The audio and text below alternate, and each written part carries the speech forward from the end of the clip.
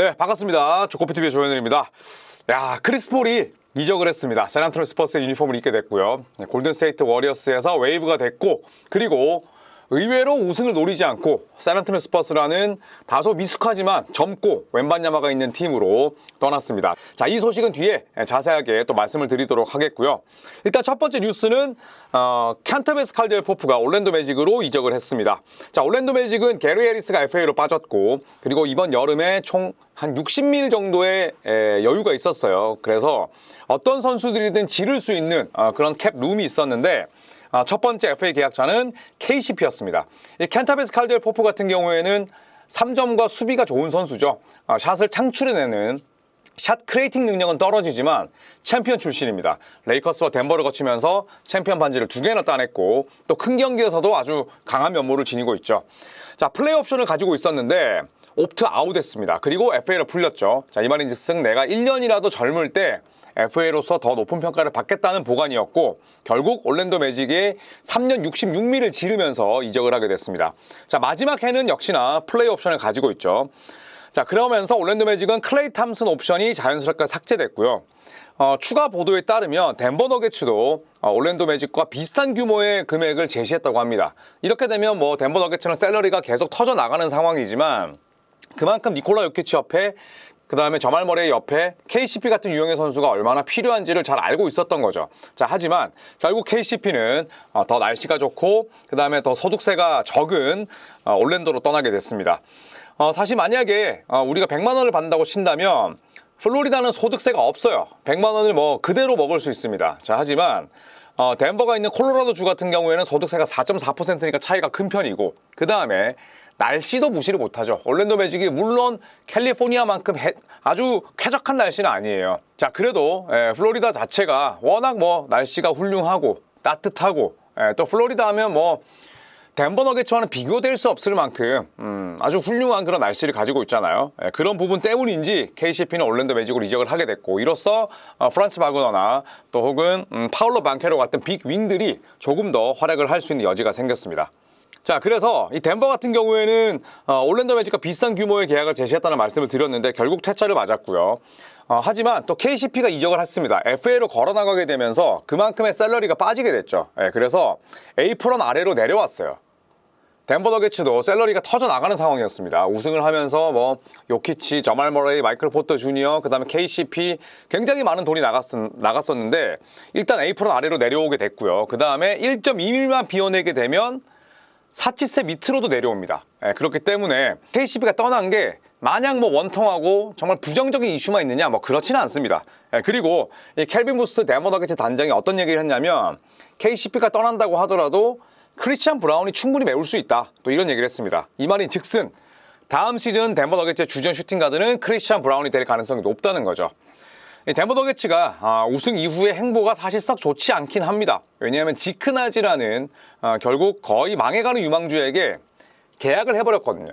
그런데 사치세를 넘고, 그 다음에 퍼스트 에이프런, 세컨드 에이프런 왔다 갔다 하는 팀들에게 사실은 적은 금액이라도 아주 크게 작용할 수밖에 없습니다. 그리고 덴버 너게츠가 지크나지를 써먹을 수 있느냐?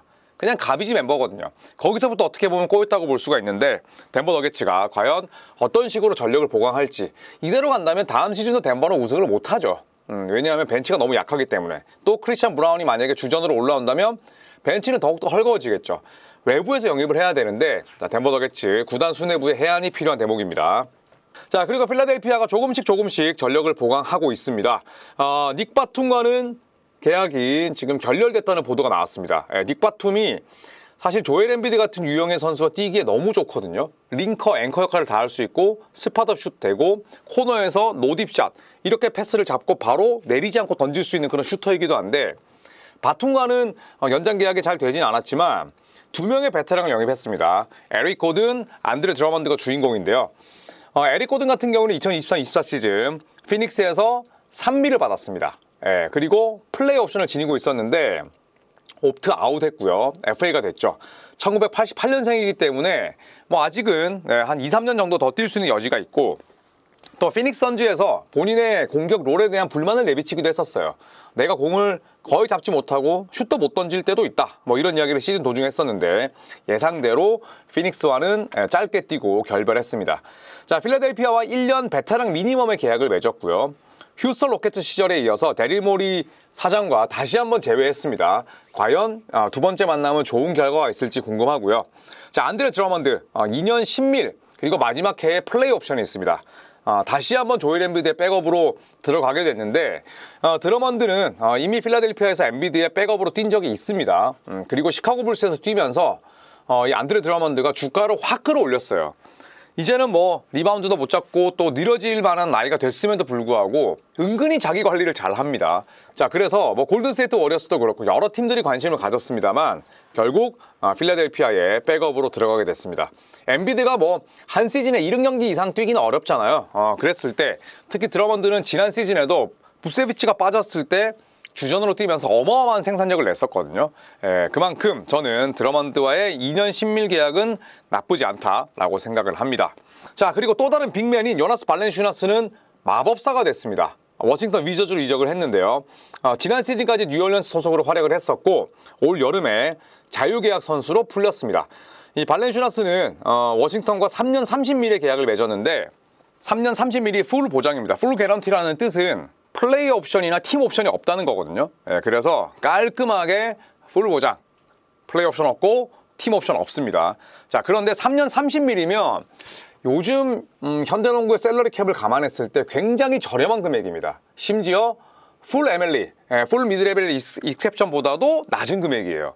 근데 왜 그러냐면 발렌슈나스는 굉장히 써먹기가 좀 어려운 유형의 선수입니다. 만약에 발렌슈나스가 1990년대에 태어났다? 저는 돈방석에 앉았을 거라고 봐요. 자, 하지만 지금 현대농구는 스피드 없이 그 다음에 상대 선수와 스위치가 됐을 때 가드를 막지 못하는 빅맨이라면 반쪽짜리가 될 수밖에 없어요. 그런데 발렌슈나스는 토론토 랩터스 시절 때보다 더 느려졌죠. 그 다음에 3점을 쏘긴 하지만 뭐 스페이싱에 능한 인물은 아니고 그 다음에 위닝팀, 특히나 플레이오프 같은 큰 무대에서 발렌슈나스에게 25분 이상의 출전 시간을 주긴 어려워요. 설령 주전으로 뛴다고 하더라도 사실은 뭐 거의 백업 같은 느낌? 한 20분 정도로 써야 되는, 때로는 뭐 15분 전후, 매치업에 따라서 다르겠지만 굉장히 좀 써먹기가 어려운 유형의 선수긴 한데, 자, 그래도 워싱턴 위저즈가 발렌슈나스를 데려가게 됐습니다. 자, 그 다음에 CP3, 빅터 웬반야마의 동료가 됐습니다. 골든스테이트 워리어스가 결국 내년 30밀에 달하는 금액을 보장하지 않으면서 웨이브가 됐고요. 자, 그로부터 얼마 지나지 않아서 샌안토니오로 전격 이적하게 됐습니다. 계약 기간은 1년이고요. 그리고 11밀, 단년 계약입니다. 1년에 11밀을 받게 됐어요.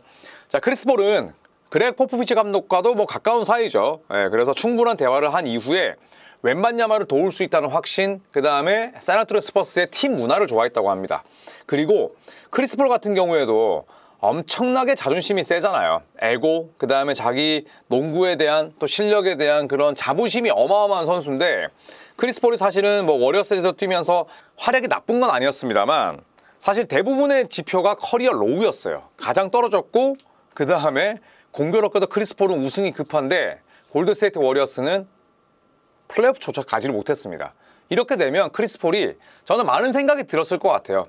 우승이라는 건 내가 정말 진짜 보스턴 셀틱스나 아니면 초강팀으로 가서 백업으로 내가 자존심 굽히고 때로는 버스 뒷좌석에 리무진 버스에 이렇게 탑승해서 가도 우승이 쉽지 않은데, 그럴 거면 나는 나다운 농구를 하겠다 라는 마음이 저는 컸던 것 같아요. 이게 워리어스라는 팀에서 뛰면서 저는 그런 생각이 더 들었을 것 같습니다. 왜냐하면 플레이오프 진출조차 하지 못했던 4-7세 1위 팀이니까. 그래서 결국 샌안토니오 이적을 했는데 여전히 본인이 리그 최고의 가드라는 걸 보여주고 싶다고 해요. 이건 엄청난 동기부여고 아주 긍정적인 의미의 결핍이라고 생각을 합니다. 그 다음에 웬반야마와 함께 뛰는 크리스 폴은 너무너무 기대될 수밖에 없어요. 그렇다면 저는 크리스 폴이 우승만이 전부인가? 아니, 내가 가지고 있는 실력, 유산, 그 다음에 내가 가지고 있는 그런 레가시를 웬반야마 같은 NBA 미래를 이끌어갈 선수에게 전수하는 것도 나쁘지 않다. 그 다음에 감독이 포포비치다? 나는 우승을 더 이상 좇는 그런 선수만은 되지 않을 거야 라는 생각이 저는 들 수도 있었다는 거죠. 그래서 다음 시즌 샌안토니오 스퍼스는 너무나 기대가 됩니다. CP3와 웬반야마만으로도, 그리고 열심히 수비하는 스테판 캐슬, 또 3&D 자원인 데빈 바셀까지 샌안토니오 스퍼스도 구색을 갖춰가고 있습니다. 자, 그리고 마지막으로 케빈 포터 주니어입니다. 자, 케빈 포터 주니어는 엄청난 말썽쟁이입니다. 소속팀 감독과 싸우기도 하고, 전반 끝나고 경기 도중엔 집에 가버리기도 하고, 여자친구 거의 뭐 반쯤 진짜 죽여놓을 만큼 정말 폭력을 행사해서 NBA로부터 퇴출당할 뻔도 했었는데, 자, NBA로 돌아왔습니다. LA 클리퍼스와 2년 미니멈 계약을 맺었습니다. 그런데 그래도 이 2년 미니멈 계약이 전액 보장이고요. 마지막 시즌은 플레이 옵션, 그리고 트레이드 키커까지 포함을 했어요. 15%. 자, 그리스에서 6주 동안 활약을 했습니다. 당장 NBA에서는 불러주는 곳이 없었기 때문에 그리스에서 6주 동안 활약을 했는데 굉장히 잘했어요. 그리고 LA 클리퍼스뿐만 아니라 여러 팀들로부터 러브콜을 받았습니다. 자, 그리고 클리퍼스가 결국 포터 주니어를 데려갔는데, 포터 주니어는 뭐 아마도 제임스 하든의 백업으로 뛰겠죠. 그런데 폴 조지가 떠나는 부분도 또 대비를 했어야 됐기 때문에 저는 포터 주니어가 엄청난 말썽꾼이고 엄청나게 또 인성이 나쁜 선수긴 하지만 2년 미니멈이라면 클리퍼스가 충분히 긁어볼 만한 복권 아닐까. 그리고 본인도 느끼지 않았겠어요. 물론 뭐 사람은 고쳐 쓰는 거 아니긴 합니다만, 그렇게 좋은 기회를 잡았고 휴스턴 로켓츠의 스타가 될 수 있었는데 결국 본인이 사고 쳐서 거의 뭐 전액을 보장받지 못했잖아요. 내 인생에서 벌 수 있는 가장 큰 금액을 그냥 통째로 날린 거예요. 50미를 날린 거야. 그렇다면 저는 케빈 포터 주니어가 전보다는 훨씬 더 좀 성숙된 선수로 돌아와서 좋은 활약을 펼쳤으면 하는 바람은 있습니다. 자, 이상 현재까지 나온 이적생들, 이 팀에서 다른 팀으로 이적한 선수들을 살펴봤습니다. 이제 FA 시장 첫날이기 때문에 굉장히 많은 이야기들이 나올 것 같은데요. 조코피TV가 최대한 빠르게 전달을 할 수 있도록 노력하겠습니다. 고맙습니다.